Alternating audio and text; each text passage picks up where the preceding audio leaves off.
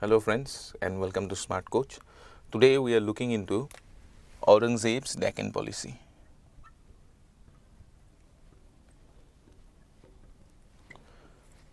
Now, some historians have also claimed that it is the Deccan policy which caused or which began the course of the demise of the Mughal Empire. We understand that the Deccan policy, although it brought in vast swathes of land from the southern portions of India under the control or jurisdiction of the Mughal Empire, it did not in fact mean a growth in revenue, and there were other crises brewing at that point of time, the Jagirdari Mansabdari crisis and the Deccan campaign. It exacerbated those crises, okay, and at the same time there was also an agricultural crisis which is bound to happen through through the accumulation of all of these crisis elements that are going on, and the Deccan campaign adds to all of this. And it is said that right after the Deccan campaign, the size of the Mughal Empire, it became so huge that the Mughal Empire tottered under its own weight. Okay, so it is therefore very important for us to look into the Mughal relationship with the Deccani states. Okay, the Deccani states, which at the time of Aurangzeb's reign comprised of three principal states, that is Ahmednagar,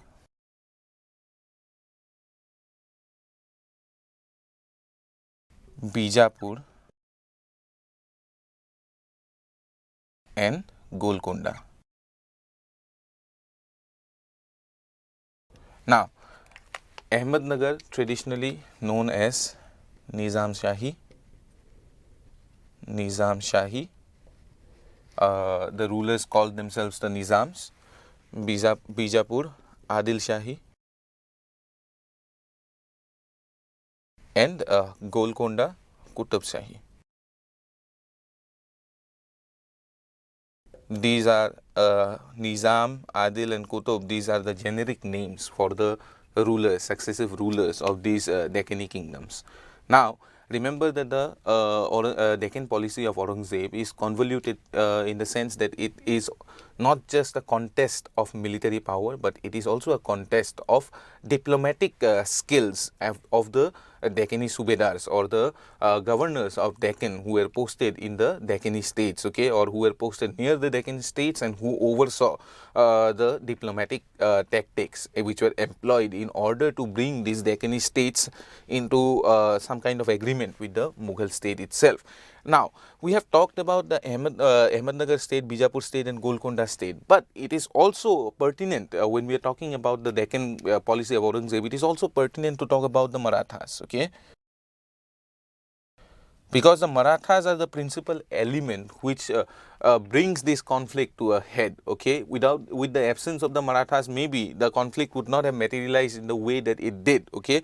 But it is the Marathas and the rise of Shivaji, okay, which prompts the newfound conflict between the Deccani states and the Mughal Empire, because most of these Deccani states, Bijapur, Golconda, most of the rulers of these Deccani states and most of the factions within the court of these Deccani states, they aligned with the Marathas in opposition to the Mughals. And there is a long history why these Deccani states never, trusted the Mughals. It is because of the fact that after Ahmednagar was annexed by Shah Jahan annexed Ahmednagar, okay, during his reign himself, alright.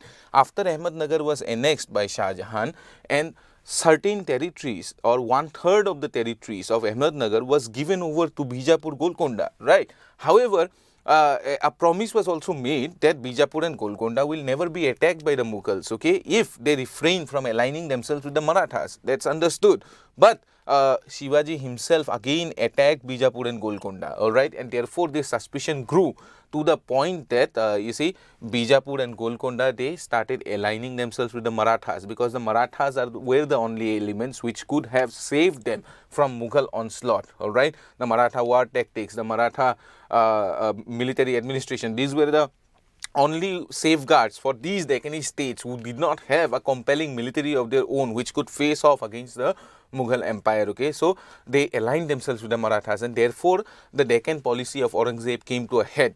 And the person who led the forward march of the Mughal Empire into the Deccan, the person who in fact it can be called his brainchild, this entire Deccan policy, is Sawai Raja Jai Singh, okay.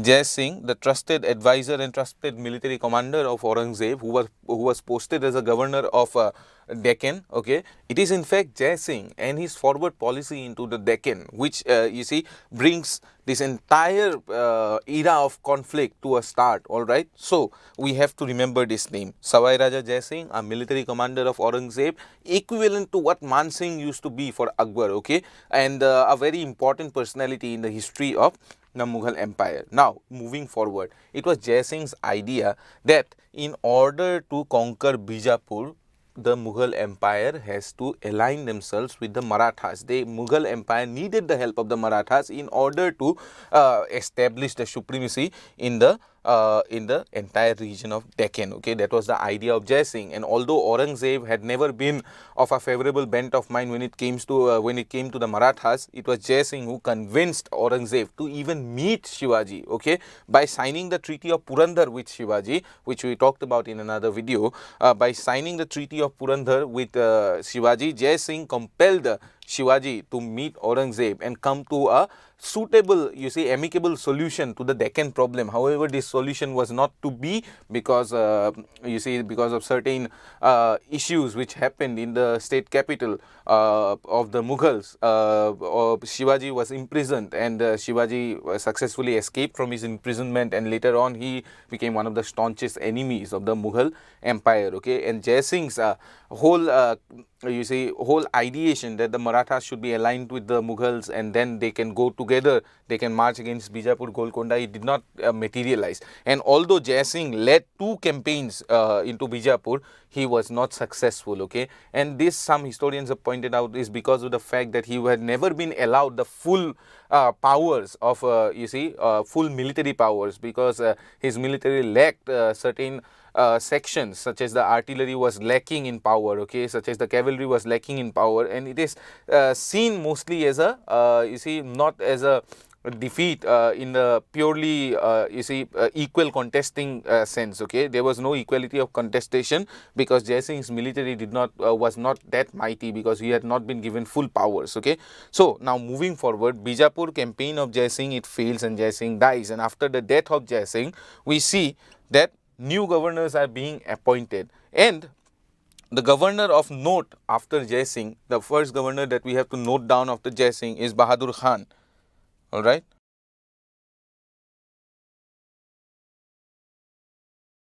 Now, Bahadur Khan is important from the sense that it is Bahadur Khan who realizes the fact that some kind of diplomatic tactic should be employed with the Bijapur state, within the Bijapur state. And Bahadur Khan, he identifies a faction within the court of the Bijapur state, within the court of the Adil Shah, whom the Mughals can influence and with whom certain agreements can be come about. Okay, and then the alignment of the Bijapur state with the Marathas can be broken, because Bijapur state and Golconda state had aligned themselves with the Marathas. Bijapur and Golconda aligning themselves with the Maratha. And remember, whenever we are talking about finding factions within Bijapur and Golconda state, you will have to keep it in mind that if one faction sides with the Mughals, another faction will invariably side with the Marathas. This is a very fluid period, all right. Even if you look at the map, now for an illustrative point of view, I will even, I will draw a rudimentary map of the southern portions at that point of time. So, if we see Ahmednagar state extended somewhere here, okay, Bijapur state extended here, and then here was Golconda state, okay, and the Marathas were fluidly Ahmednagar, Bijapur and Golconda, and the Marathas were fluidly traveling, okay, fluidly aligning themselves with all of these states, okay, all of these states, southern states. Now Ahmednagar extinguished, but Bijapur and Golconda remains, all right, and the Marathas were aligning with these states, okay, Marathas ever present in all of these areas, in these areas and in these areas, wherever you see vacuum, all right. So now, moving forward, Bahadur Khan, he aligned himself with a faction within the court of the Adil Shah, and that faction was led by Khawas Khan.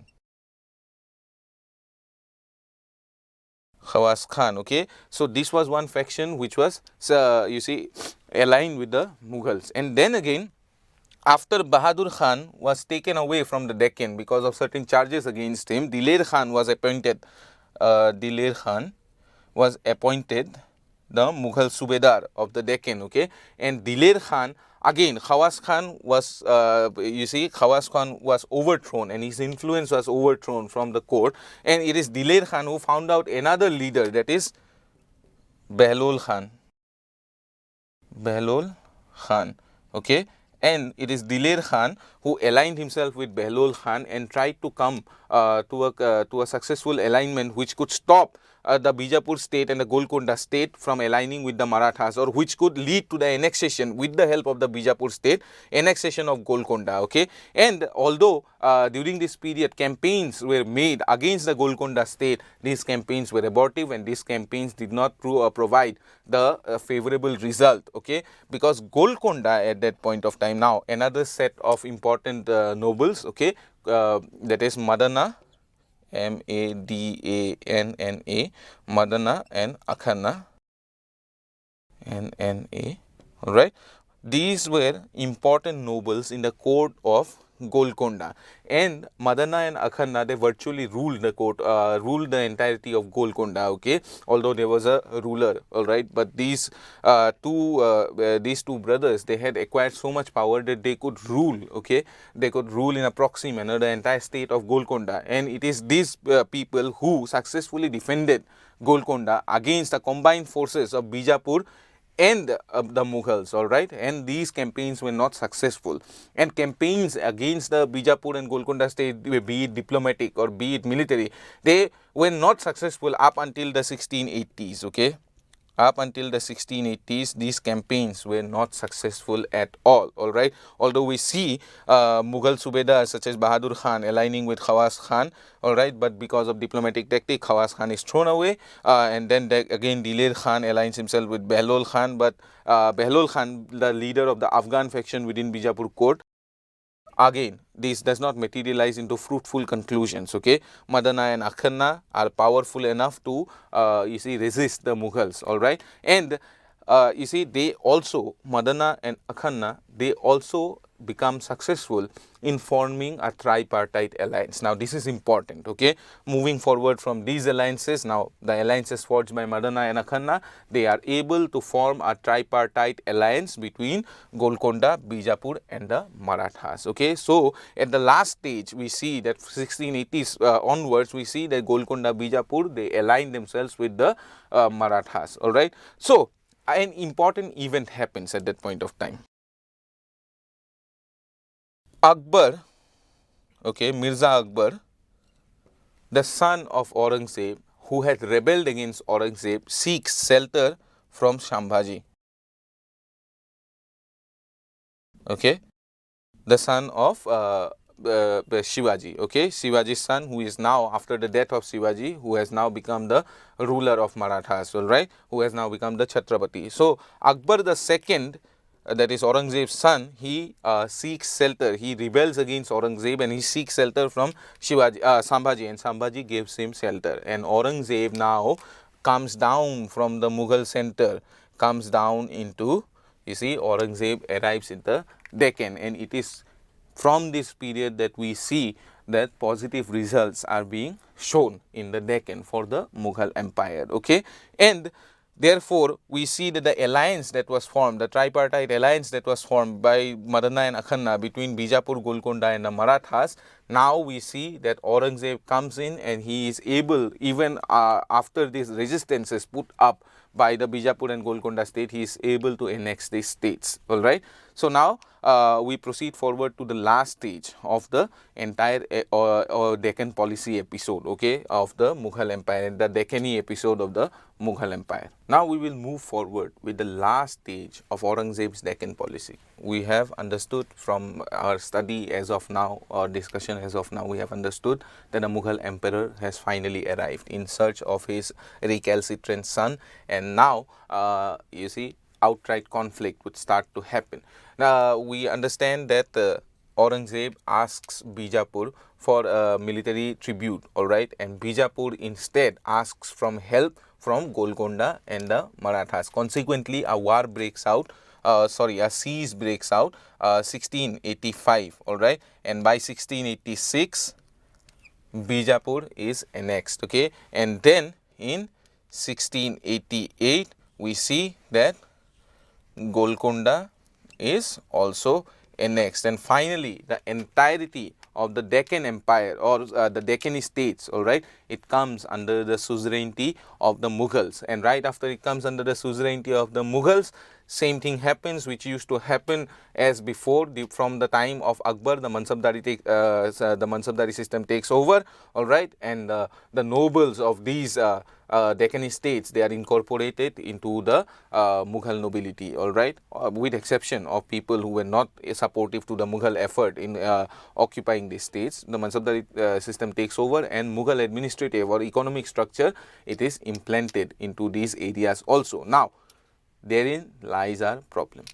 This kind of you see, military conflicts and these kind of diplomatic tactics were employed by the early Mughals also, all right. We would see the Akbar during his expansion of the Mughal Empire doing same things, all right, aligning himself with rulers and then marriage proposals, okay, and you see, sending nobles and asking rulers to join in and accept Mughal suzerainty, extending the Mughal Empire in a nutshell, okay.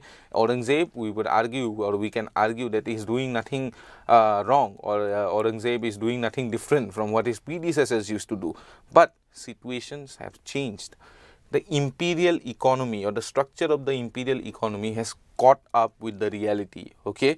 It has caught up with the reality in such a sense that now, you see, Jagirs are becoming scarce, okay. There are just simply too many Mansabdars, okay, and therefore competition for Jagirs brew. And although we would see, and we can argue, just like certain scholars have argued, revisionist scholars have argued, that the Deccan Empire, Deccanic annexation of the Deccani states has brought in huge amounts of lands, and these could have been distributed as Jagirs, okay. But we have to understand that the Marathas still remain, right? So when the Marathas still remain and they still keep on raiding these territories, collecting Chauth and Sardesh Mukhi from these territories, okay, which were already annexed territories of the Mughals, now these lands cannot be successfully incorporated into the imperial Jagirs, okay. They cannot be successfully called Jagirs because these lands have been termed as Zor Talab, that is, you have to apply too much force in order to levy revenues from this land. Now, Jagirs dry up, Mansabdars, the number of Mansabdars increase, while at the same time Jagirs are drying up, all right. So what happens? Factionalism within court. Mansabdars try to fight each other for hold of better Jagirs. Now, when this happens, when factionalism within court develops, what happens? The emperor's authority goes down, and therefore we see, after Aurangzeb, okay, the last of the powerful Mughal emperors, okay, after Aurangzeb, no other Mughal emperor ever commanded the kind of loyalty that these few Mughal rulers they commanded, okay. There we would see that after Aurangzeb, immediately the Mughal empire and their governors, they start to break away. The important governors posted in Bengal, the governor posted in Hyderabad, the governor posted in Awadh, all of them break away from the Mughal empire because they realize that they have to become independent, okay, because the empire is going into or heading into a collapse. This brings in the agricultural crisis also, because absence of Jagir and the southern kingdoms have become Zor Talab lands. You cannot levy revenue from these areas. So what happens? You levy more revenues from the northern portion where you have established your empire and you have been ruling for hundreds of years now. Okay, so levy more revenues from these areas. So what happens when you start levying more and more revenue from these areas? You see rebellions, agrarian rebellions, because the agricultural classes simply cannot pay such amounts in revenue. Okay, all of this results in the downfall of the Mughal Empire, breaking apart of the Mughal Empire. It is in fact the growing size of the Mughal Empire that brings about this entire downfall, and therefore the argument that the Deccan policy is the beginning of the end of the Mughal Empire. Okay, this is the essence of the argument. So we see three kinds of crises growing out of the Deccan campaign, that is the Jagirdari crisis, Mansabdari crisis, and finally agrarian crisis. Now, the Aligarh school of historians have written a lot about the crisis. Okay, now a new school of historians, that is the revisionist school, they are trying to challenge these earlier historians who have written about the centralized administrative structure of the Mughal Empire and how the Mansab Jagir system, you see, and the economic and agrarian system were all intertwined. Okay, so the new, you see, the new breed of scholars are trying to challenge this, but still the earlier hypothesis or the earlier view about the decline of the Mughal Empire is still you see valid among scholars, and many scholars still hold it to be the case. All right, so this is an important fallout of the Deccan campaign of Aurangzeb. So I hope you have understood the Deccan campaign properly. I hope that the videos will help. All right, so with that I would take your leave, and as I keep telling you, keep studying hard and you would surely succeed. Thank you.